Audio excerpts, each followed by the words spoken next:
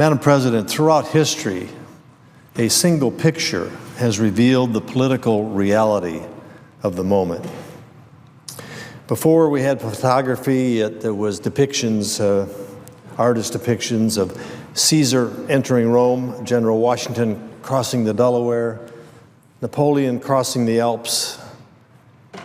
And when photography came, we can see the images that define America's role in the pivotal moments of existential threats to our values, our faiths, and our way of life.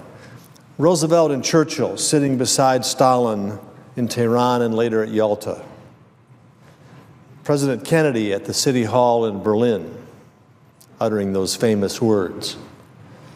And Ronald Reagan at the Brandon Gate, uttering equal famous words. The picture that defines the moment, the picture that is seared into our minds, an image that stays with us through our life.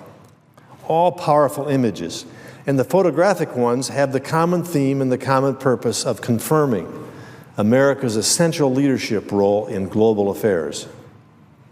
In all these examples and thousands of others, we can see the world looking on Americans with respect and with expectation that we are there at moments critical to the world's future.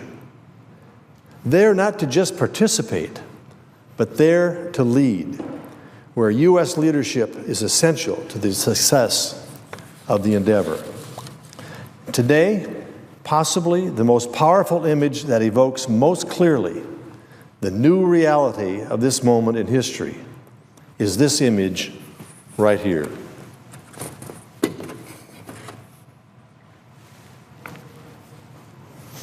Here, many, as we see, leaders of major nations in the world, some of the most significant, influential leaders, walking arm in arm down a Paris boulevard as a united protest against the grotesque barbarism that threatens us all.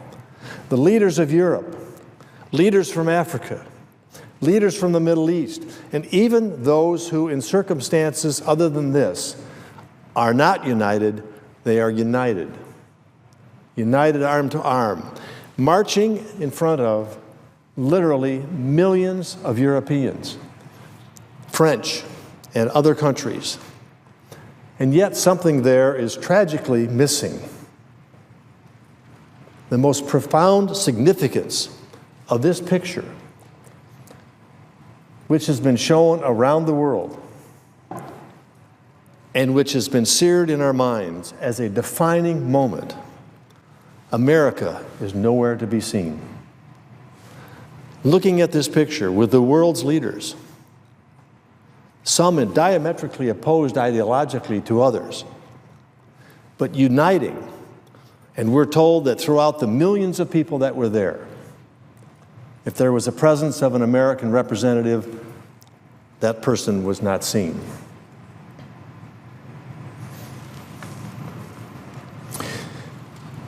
If the world needs any further demonstration of America's decline and our growing irrelevance, it is this utter absence at this potentially defining moment in rallying the nations of the world to address this existential threat to the most basic of our values and our freedoms.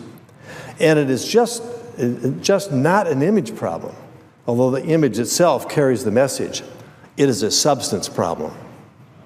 This group of world leaders and millions of others joined together in Paris last weekend to show the entire world that a threat to our principal freedoms is entirely unacceptable to us all and will not be resisted by all of us.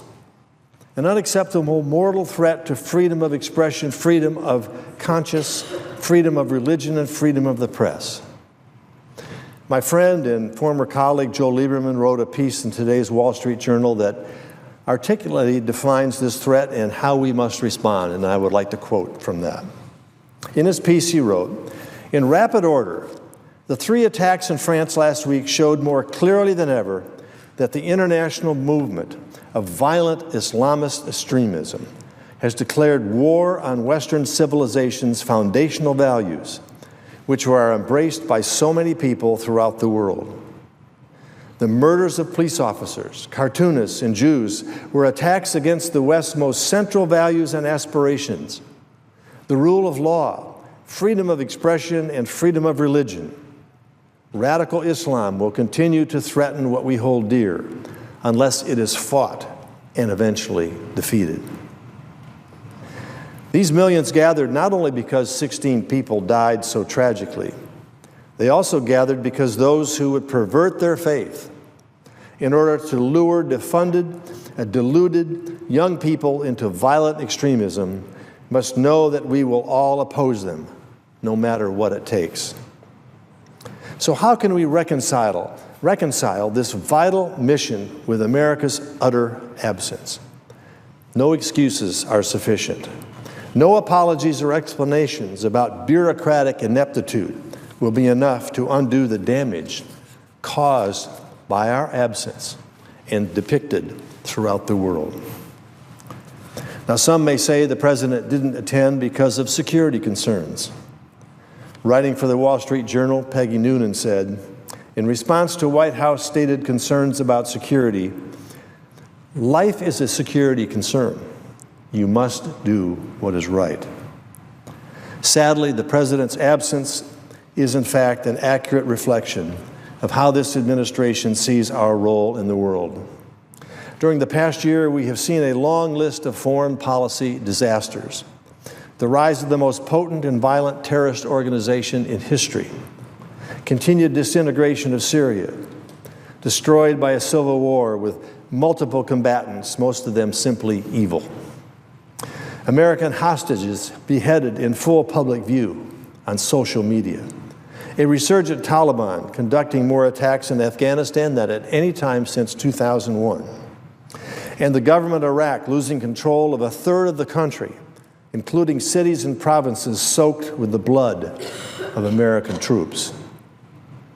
We have seen our old enemy, Al-Qaeda, and its affiliates metastasize throughout the Middle East and North Africa to mount threats from Sudan, Somalia, Yemen, and elsewhere, and now even France.